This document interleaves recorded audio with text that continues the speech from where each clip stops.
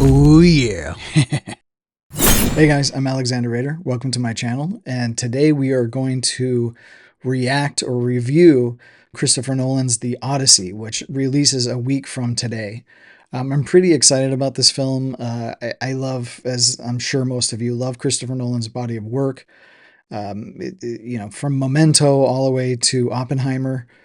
All of them are fantastic. They're amazing films. I know it's difficult to do, but if I was going to pick a film from his body of work that's most inspirational to me, I have to say it's The Prestige. That film is just not talked about enough. I don't like to use the word underrated. I think it's used way too much. I don't think most people really understand the definition and how to use that word. For example, I saw what was it, a comment? They were talking about Ridley Scott, and someone had said that, yeah, Gladiator was underrated. So I, I don't know where that comes from. But in the entirety of Nolan's work, The Prestige is not talked about enough. From the acting to the score itself, it's just the overall film is something else. Jess, hello, my love. How are you? I've missed you so much. And Fallon's missed you too. We both have. Daddy, can I come in there? Not right now. Not right now, darling. No, but everything is gonna be all right. You must be Lord Cowler. Coldlow. Yes, I am. I always have been.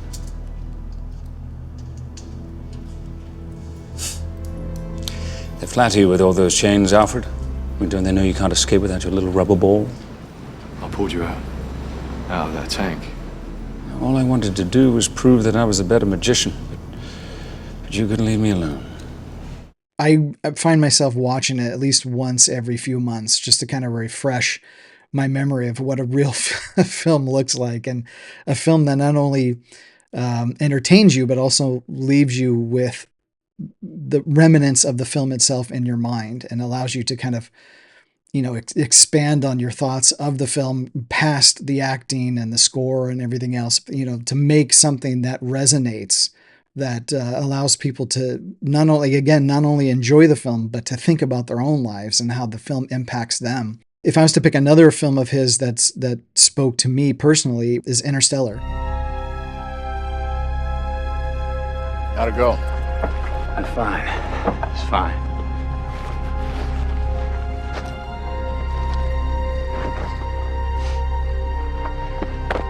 Nice job.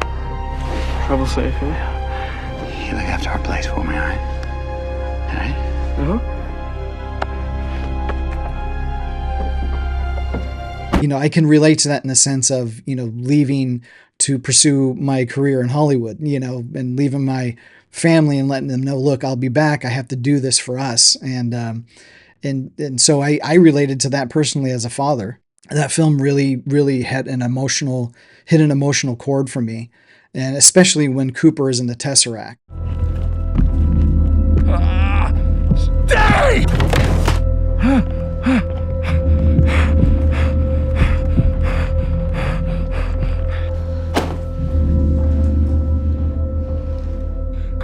Come on, Murph, come on. What's his name? What's his name?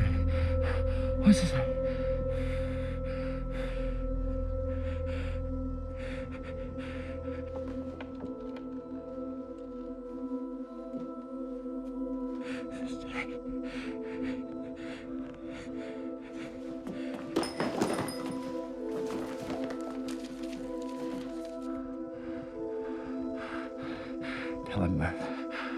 Make him stay. Make him stay, Murph.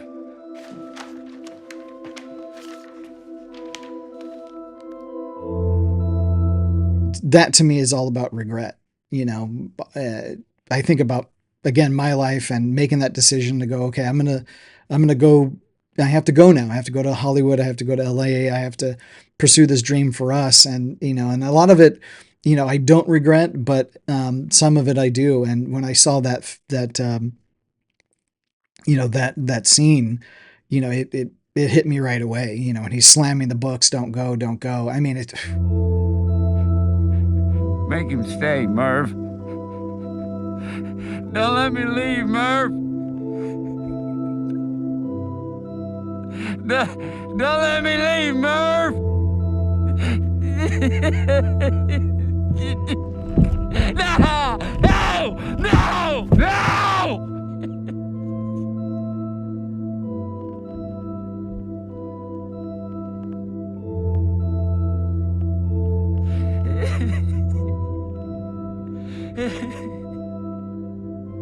I'm very close to my kids, and I definitely relate to Cooper more than any other character, honestly, in Nolan's work. But the Prestige, it's just, again, with the music, with Christian Bale's acting. I mean, it's just as a filmmaker, as a director myself, it really challenges me. When I watch that film, if I'm gonna even do a small documentary, I'll watch The Prestige first and go, okay, let's get into this. The mindset needs to be there. This is the type of level that I aspire to be. Whether that comes to fruition or not, you have to have goals. You have to have something that inspires you. And other than my family, which is the most inspirational, films like The Prestige and Interstellar really help me to aspire to reach the highest of goals. And they're not the only films, but out of Christopher Nolan's work, those are the two that I'd have to pick. You never understood why we did this. The audience knows the truth. The world is simple. It's miserable. Solid all the way through. But if you could fool them, even for a second, then you could make them wonder. And then you got to see something very special. Anyway, so that all said, we're going to review 2 of the 3 trailers that Universal has released. One is the Odyssey official trailer, the Odyssey official new trailer, and the last one that came out maybe about a week ago, the Odyssey official countdown trailer, which I assume is the final trailer.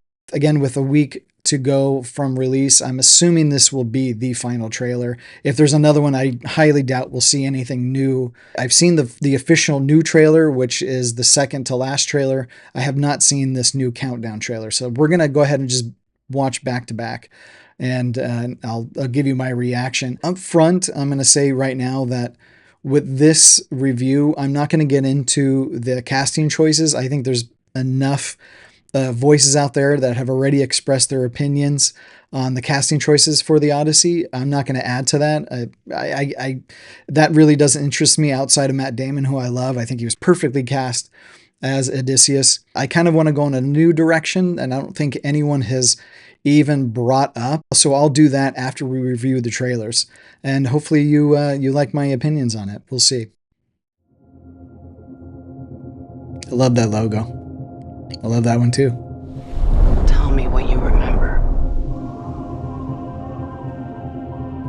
A wife?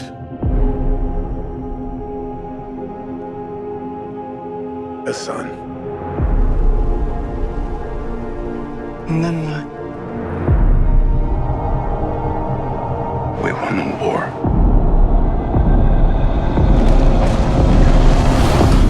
Cinematography is amazing. Help me go home. I love that shot too. Very Lawrence of This is a Arabia. household waiting for master.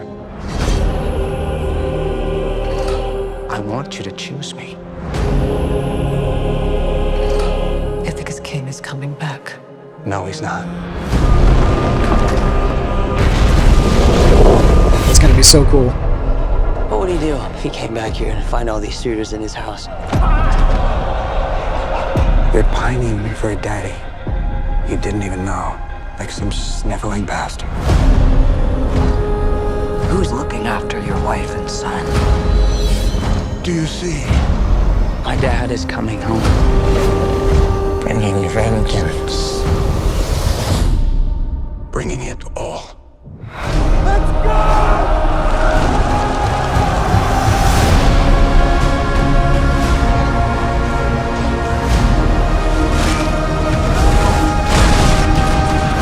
That's so badass. I need everyone at this party dead. I can still save them. You're a man who needs to control his fate. But you cannot control this. That world is gone. No one could stand between me and home. That's awesome. Not even the gods. Ooh.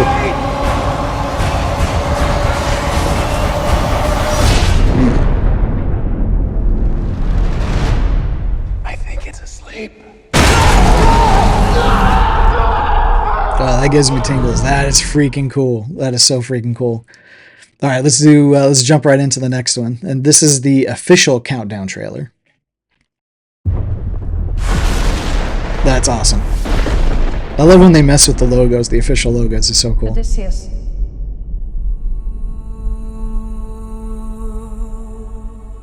Don't you remember? Lawrence of Arabia. That's what it reminds me of. It's beautiful. Thunder. Fire. Death. I love how it falls as he turns. So cool. I remember. A wife. A son. Home.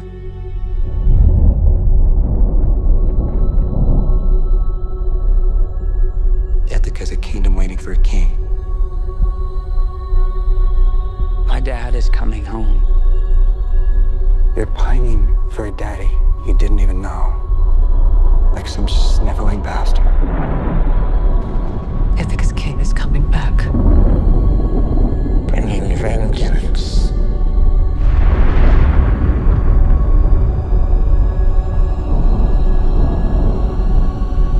Here we go. The road home. Bringing it all.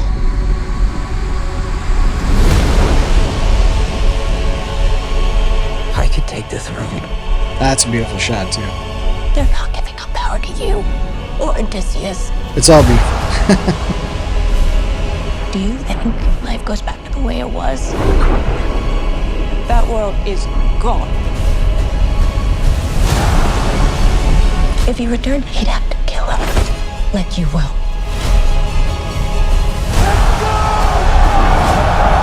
You gods That's don't epic. speak in ways we Epic understand. right there.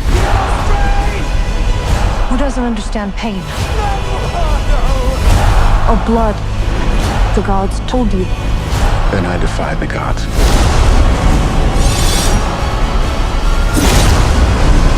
Goosebumps. Goosebumps. Damn.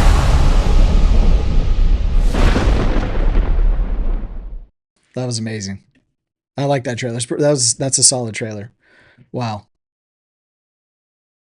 Yeah, you know what? Again, as I said before, you know, with this review, there's been already a lot of opinions out there on casting decisions by Christopher Nolan. You know, obviously all of them are fantastic actors. I mean, all of them a very vast body of work. Even, you know, I'm going to throw it out there, even with John Leguizamo. I mean, I don't know if many people have seen his, I don't know if I would call it a stand-up, but in the early to mid 90s, he did I'll just call it a stand-up called Freak. I was going to say The Freak. I think it's just called Freak. Kind of hard to find now. I think it's on YouTube. You can find the whole thing. You guys have to watch that. Whether you know, are a fan of John Leguizamo or not, I really think that, you know, if you're into performance, into theater, into stand-up, if you will, I mean, it's just a really great performance by him. I'll revisit that every now and again. It's a very, very solid performance by him. Again, it's called Freak. And I think it's on YouTube. I think someone ripped it because the DVD itself, is pretty expensive. It's OOP, but it was produced by Spike Lee. So, I mean, it's a very, very good, piece of work by John Leguizamo. I highly recommend it. The point of this review for me was to introduce a film from the 90s, and it's actually a mini series from the 90s that nobody's talking about. I'm not saying of the all the videos on YouTube, no one has mentioned it, but I just haven't seen it. And understandably, everyone is comparing The Odyssey to Troy, but there's another film that was a miniseries, if you will, that was produced in the 90s called The Odyssey with Armand Assante. Let me see if I can get that in focus. But this is what you should be comparing Christopher Nolan's Odyssey to.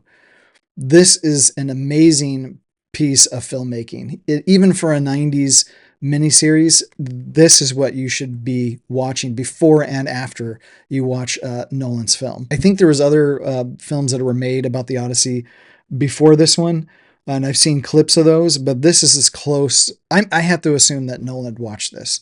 Whoever's watching this video, I want to introduce this to you because I think it's very important for you to watch if you're into Homer's Odyssey. The one thing that immediately stood out to me when watching these trailers is the inclusion of Ellen of Troy, Agamemnon, Menelaus, and even Sinon. While they're not central figures to Homer's Odyssey, they're essential to understanding the Trojan War. And so if you don't know anything about Homer's Odyssey, there has to be some type of setup. So that makes me wonder if Nolan is opening with a prologue, which would be smart. I think that's, all the scenes that we're seeing in the trailer of Ellen of Troy and all these other characters have to be part of either a flashback or a prologue, which again is much needed if you want to set up as to why Odysseus is there. And obviously, you have to watch it before the start of his journey home. So, I mean, if that's the case, it's smart storytelling because it gives the modern audiences, the emotional and historical context that's needed before the venture begins. So you need some kind of setup, and it just makes sense. Ithaca's king is coming back. No, he's not. Let's go home. The Odyssey is a massive story. And that's a really exciting challenge to take on. This is definitely the biggest movie that I've ever done in my career in terms of its scale. Definitely the biggest movie I've ever done in terms of its ambition. A great filmmaker like Christopher Nolan can do scope and action and fantasy, but also heart and humanity and depth and rawness. Promise me you will come back.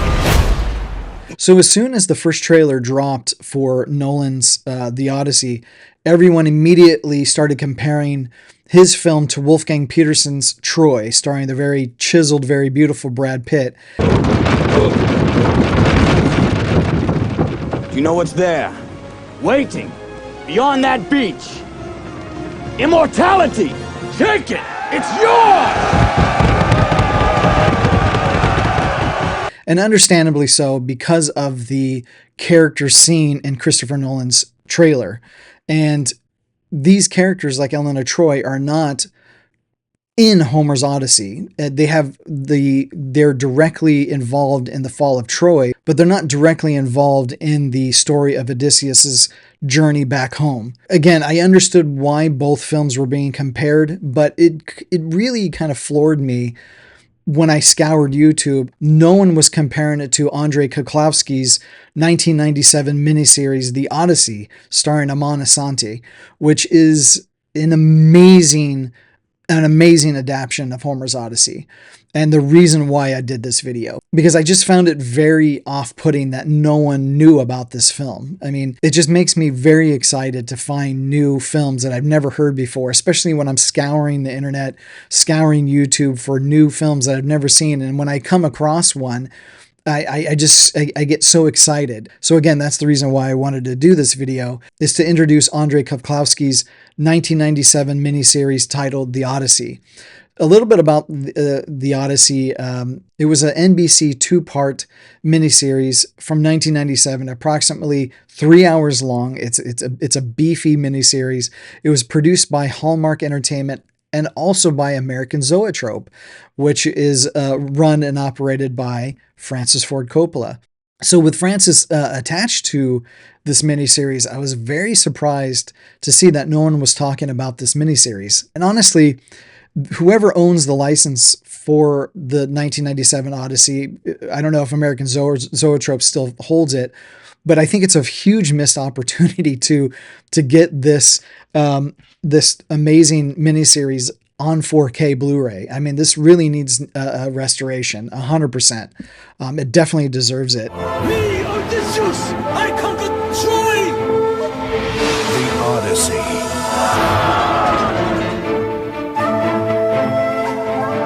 A classic adventure. Delightful, larger than life. A feast for the eyes. Irresistible. A major entertainment event.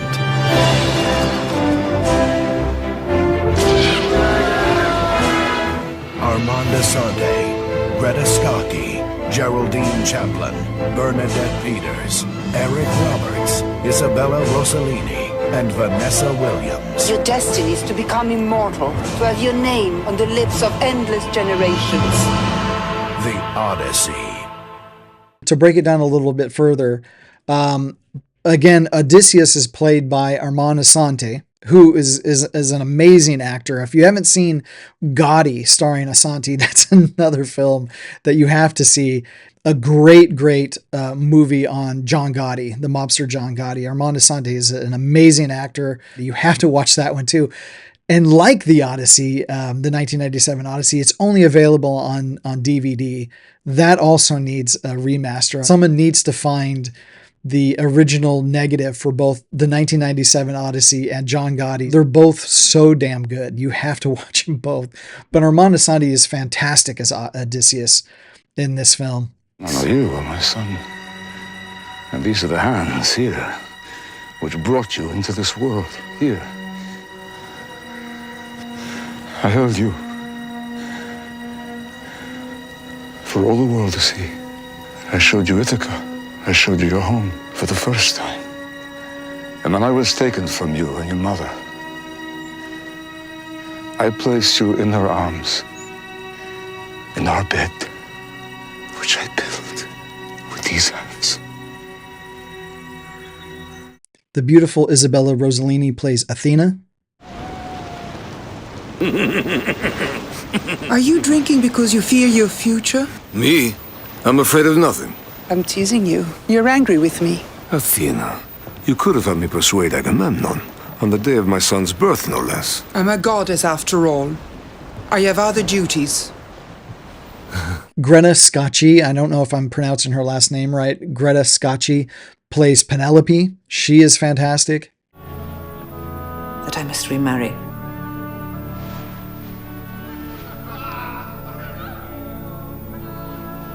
I will keep my promise. We have time to wait. You do not have your beard yet. And these men? I will hold them off. Bernadette Peters plays Circe. Odysseus, the only way I will turn your soldiers back to men is if you take me to bed. Are you still a man? And you also have the very beautiful Vanessa Williams playing Calypso. She did an amazing job in this role.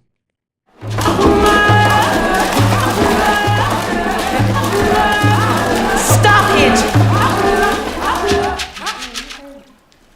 Go home to your Penelope. Why? Is there a ship? No. Now go. Swim. I do not care. They will not try to stop you. Just leave my eyes. You also had the legend Christopher Lee playing Tertius. Tertius is met by Odysseus when Odysseus enters Hades. They both meet near the River of Fire, which is a scary scene. You have to check it out. Bring the ram forward. Offer it up. First, show me the way. You're a clever man, Odysseus of Ithaca, but not a very wise one. You keep your eyes only on your home. Help me find my way! We also have Irene Pappas, who plays Antislia, Odysseus' mother. There's an equally scary scene when Odysseus is leaving Hades. He's about to get on the boat with all the rest of his men when he hears his mother's voice. He turns to see her. unbeknownst to him, she took her own life. She could no longer wait for him. And they're both met at the dock of Hades. And it's just a very, very sad, scary scene. Mother, I took my own life out of grief. I could wait no longer for you. You must leave this place. Where is Penelope? She's waiting for you. Where? You must hurry. Men are trying to steal your world.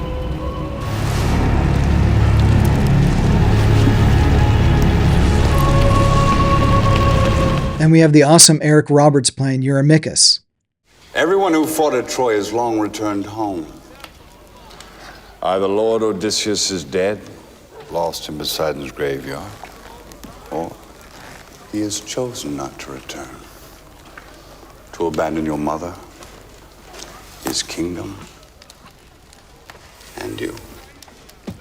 Now your mother will choose one of us and marry again. So it's interesting when comparing Robert Patterson's character Antinous with Eric Roberts' character Eurymachus, both wanting the hand of Penelope and both giving Telemachus, played by Tom Holland, a hard time.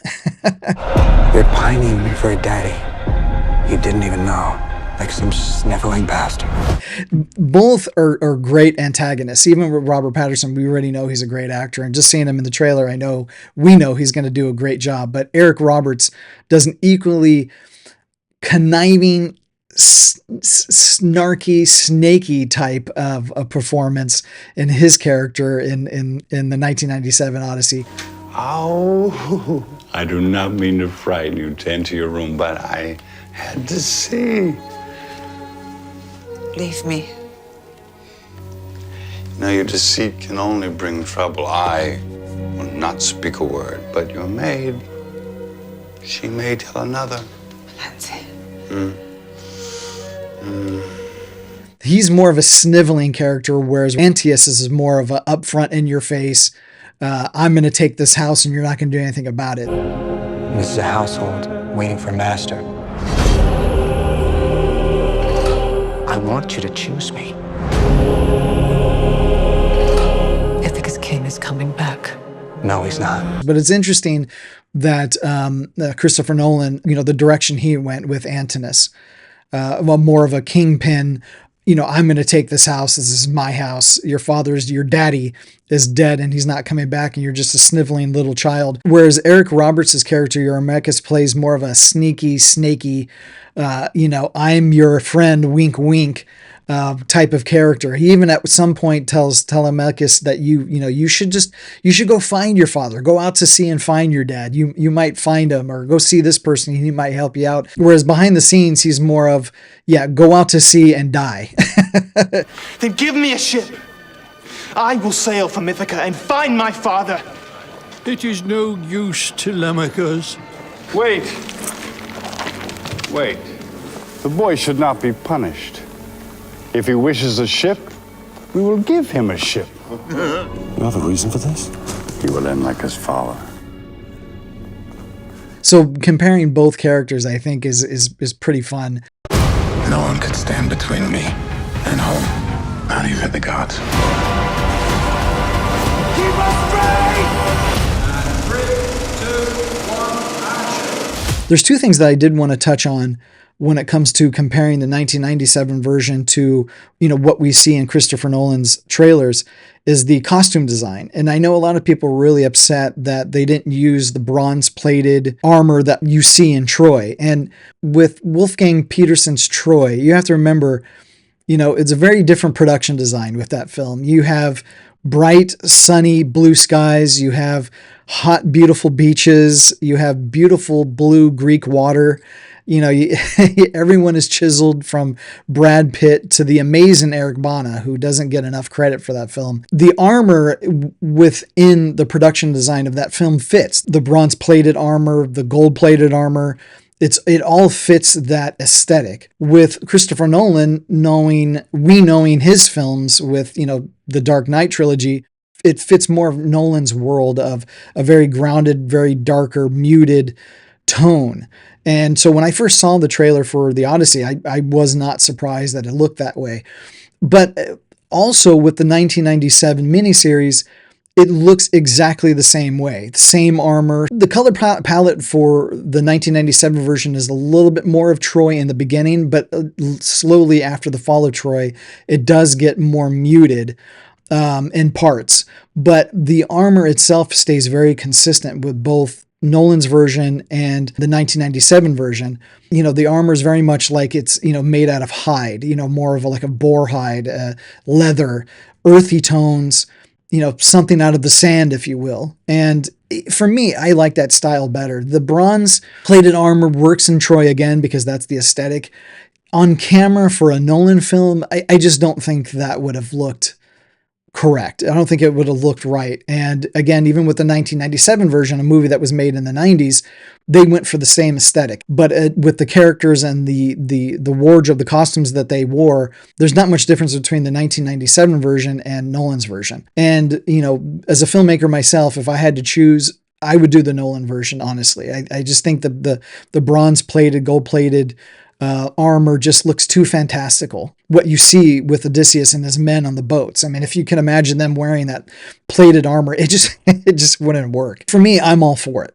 So I'm not in the wheelhouse of everything should just be, you know, 100% historically accurate. That type of down-to-earth aesthetic just works better for me, in my opinion.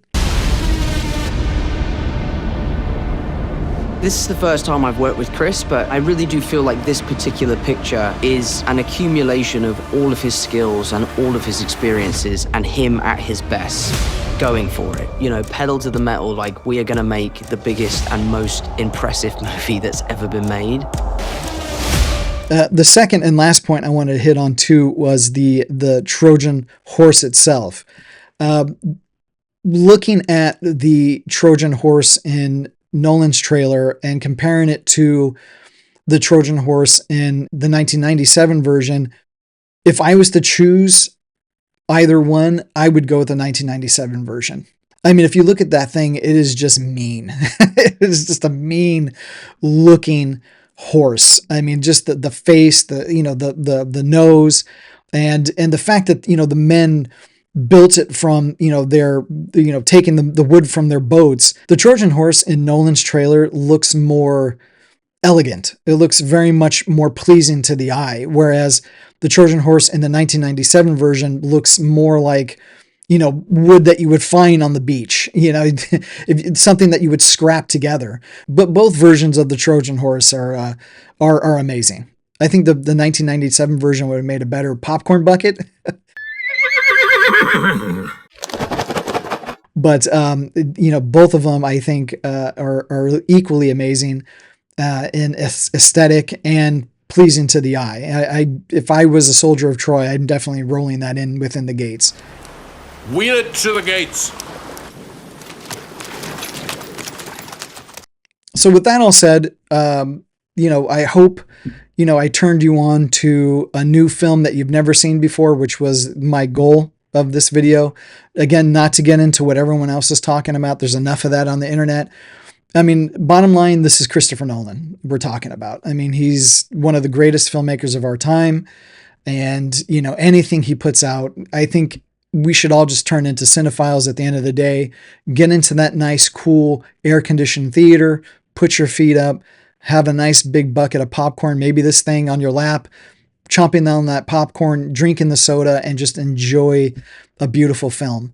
And I want to thank, you know, Nolan. He will never see this video, but I just want to thank him for all the films that he has created for us, for himself too, obviously, but also for us. I enjoyed personally, and I'm sure I could speak for all of you, that I enjoyed immensely all his films. And I can't wait for The Odyssey next week. I cannot wait. Admittedly, I have to say, though, I was going to buy tickets for opening weekend, but this thing is releasing the same day it releases, so I cannot miss it.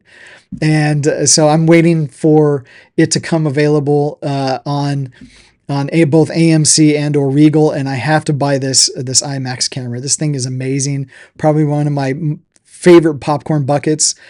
I don't even have it yet in my hand, and I could say that. That thing is amazing. I have to have it. So selfishly, Nolan, sorry, I have to wait for your popcorn bucket first before I see your movie. But yeah, again, everyone, please, let's just all turn into cinephiles at the end of the day and enjoy this movie. And please, let's continue the magic of cinema. Let's not abandon it. Let's continue to feed it. You know, with Curry Barker and Obsession and Kane Parsons in the back rooms, you know, everyone's saying, you know, the theater is back, the theater experience is back. I don't think it ever left. We just need quality stories, what quality characters that we care about. And when we leave the theater, those films stay with us. That experience stays with us. With the drive home from the theater all the way to when we lay our heads on the pillow, if we're thinking about those films, if we're thinking about the experience we just had, everyone from the director to everyone on that crew did their job. And that's what we hope for when we go into a theater, is that we have an experience that will linger, that we will think about, and that we will never forget. And so I want to thank everyone for watching this video. And I want to thank Christopher Nolan. He'll never see this video, but I want to thank him again for the films that he has made and he continues to create for us. Continue to be good up here. Continue to be good here. And I'll see you on the next one. Peace. Bringing it all.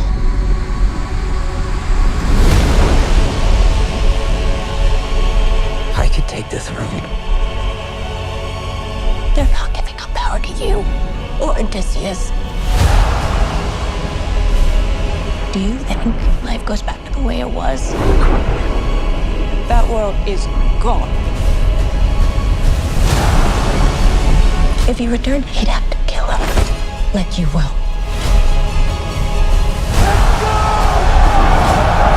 You gods don't speak in ways we understand.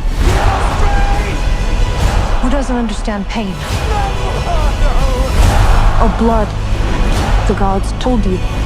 Then I defy the gods.